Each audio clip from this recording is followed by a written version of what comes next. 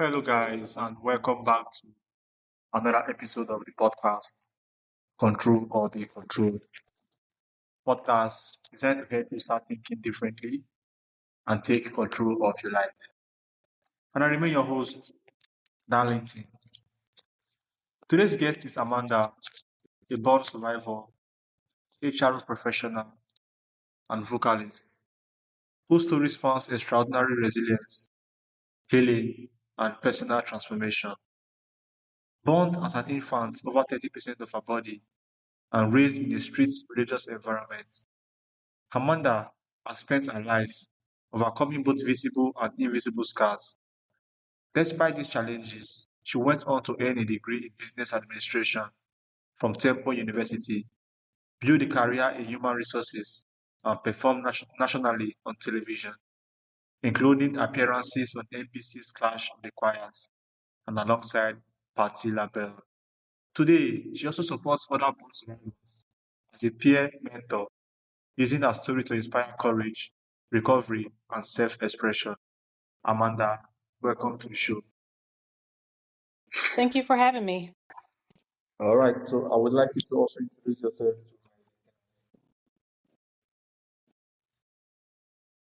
I'm sorry, could you say that again? I said I would like you to also introduce yourself to my listeners. Oh, sure. So, I'm Amanda. I live in the Philadelphia area, currently work in human resources, and I'm also working on music. I sing in choirs. I've sang background for other artists, and right now I'm currently also working on a solo project. All right, so Amanda, your story begins with a life-threatening burn injury as an infant. How has growing up with these physical scars shaped your identity and resilience over time? Yeah, it's interesting because I was so young. I was a baby, so I don't remember anything about what happened, or I don't know. And because I was so young, I don't know life without having the scars. So, I grew up, that's all I knew.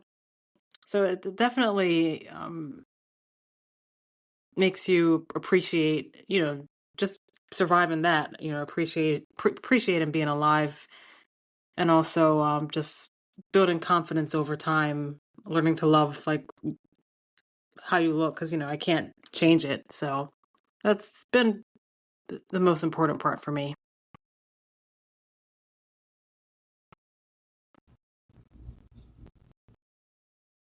All right, so you also grew up in a strict religious environment that you have described as restrictive. How did that experience influence your sense of self and independence? Yeah, so I felt, it was very controlling. There were a lot of rules and restrictions. I feel like I missed out on a lot of opportunities and events because of all the rules, and there was just so much that you couldn't do. I felt like it's very exhausting and demoralizing when you're kind of focused on what you can't do instead of being encouraged to spread your wings and do things and try new things. um I felt stifled, as stifled as far as curiosity and asking questions, and just so that was tough for me. But I always knew I had to like trust my intuition, and I knew that it's just not right to be controlled in that way. So I always, from a young age, I had a sense of self and knew that you know individuality and autonomy is important. All right, so at what point did you realize you wanted to reclaim your voice and define your life on your own terms? Oh God, I was really young. Well, actually, when maybe around 18, even before that, I kind of knew that there were certain things I wanted to do and accomplish. But I remember the first thing I did, because we weren't allowed to, our church, like denomination discourages wearing jewelry. So I didn't have my ears pierced. Didn't wear any jewelry. So as soon as I turned 18, I remember I went and got my ears pierced. So that was like the first thing. And then around that same time, I also like went on my first audition. singing auditions. So it was around that time when I started to kind of pursue my own path. All right. So, despite everything you went through, you built a career in HR and also pursued music at a high level, including national television appearances. Amanda, what kept you moving forward when things felt difficult? Just knowing, like, difficult situations in the past, I was able to get through, and knowing that, there's always there's always hope no matter what situation you're going through. Like I've, just being able to accomplish certain things. I grew up singing in the church, and I never imagined that I would be singing, on national television several times, or with certain, artists that I grew up listening to, and even just being able to, record my own music. That's been very rewarding, and I that's what keeps me going. Just knowing that whatever you put your mind to, you can accomplish your goals. All right. So, you were selected by Patti LaBelle for Clash in the Choirs, right? Yep. Yep. So, what was that experience like for you? What did it teach you about your own capabilities? Oh, it was a great experience. So even from like the first audition, just knowing I got through that audition, and then meeting her, and she gave, just great advice. She told me, at that member that when I first met her and sang, and she's like, "Oh, I love your voice," and that was really encouraging. And then just throughout the process, even though our group lost, but still a learning experience, and knowing, um, just pushing ourselves to get better, and the rehearsals, and all of it was a wonderful learning experience. Okay. So, how do you personally define resilience? Not just surviving, but actually thriving after adversity. Yeah, for me, it's, not giving up, and still coming out on the other end, stronger, and then, learning something. Every situation is an opportunity to learn something, uh, for me. And I really lean on my, just inner voice and intuition, that has guided me, and helped me through times, and pushed me to even go further and pursue other goals. All right. So, support other box migrants as a peer mentor, right? Yeah.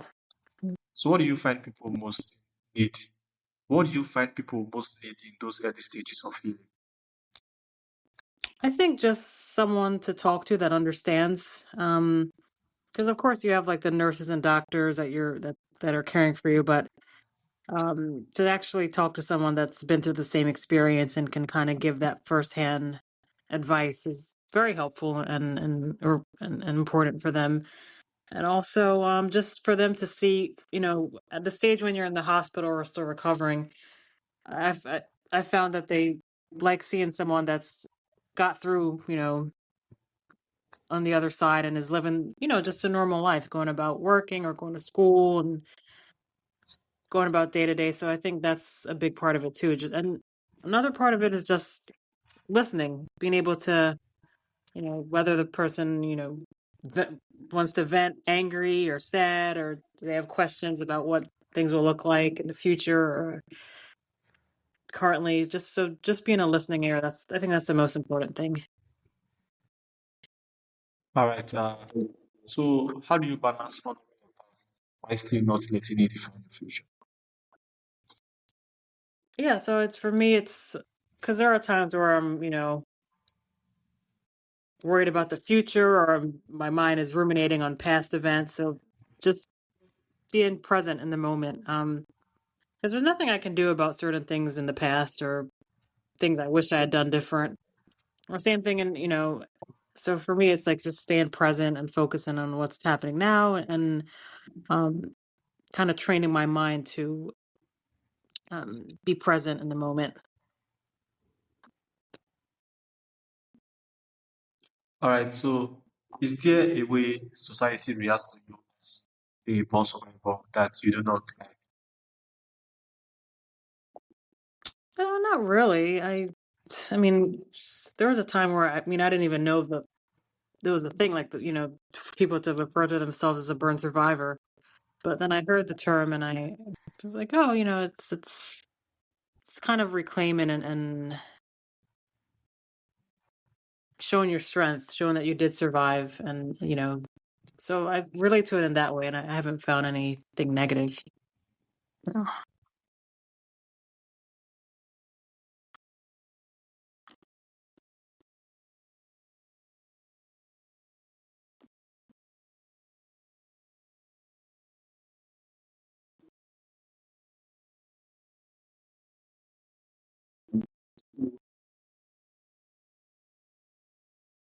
What role has music played in your healing and self-expression journey?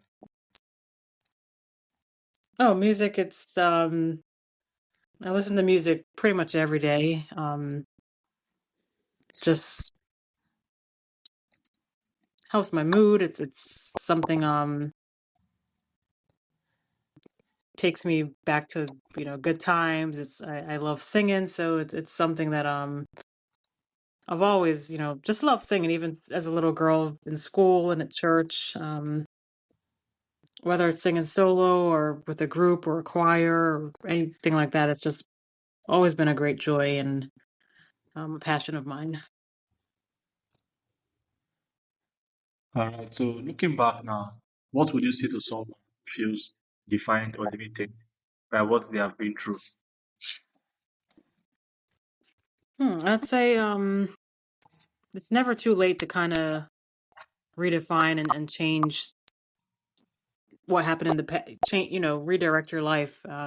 You're not defined by your past. You can always make changes, and there's always hope. Might not look like what you envision, but there's always things that you can do to make changes in your life and accomplish your goals.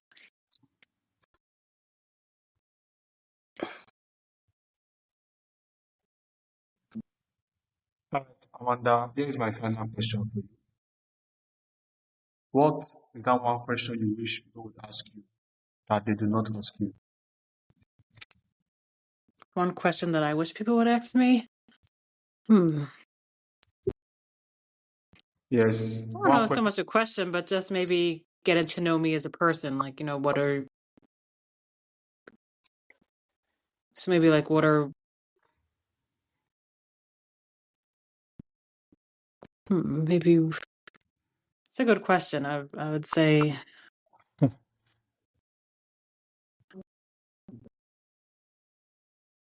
or I would say if they would ask me like how I feel about certain situations or how I feel currently, just ask me about my feelings, or my opinion. Because there was a time where I feel like I couldn't ask questions or I couldn't have an opinion, or so yeah, I think it would be that just asking me what my thoughts are and feelings and opinions are. So you wish people would ask you your opinions and your feelings about something. Yeah, anything about life or just different situations. So I think a lot of times people they might make assumptions or think they know, or they when you could just ask the person or ask me directly and find out that way. So I think that's one thing. You're talking about things about you, not generally. Yeah, it could be general or think um how I'm feeling in general. Because I think you're talking about things about you and not general. Yeah. All right, Amanda, thank you for sharing your story. Your journey is a powerful reminder that healing isn't about erasing the past.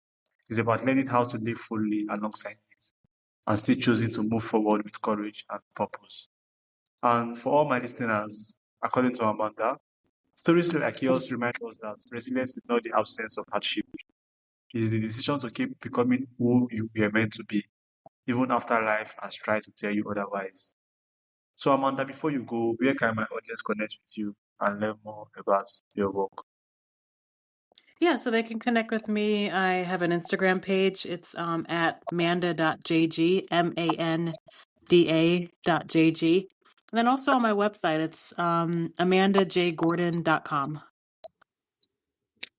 All right. Once again, thank you so much for being my guest and for providing value to my listeners. Thank you for making this episode a very special episode. All right, thank you for having me.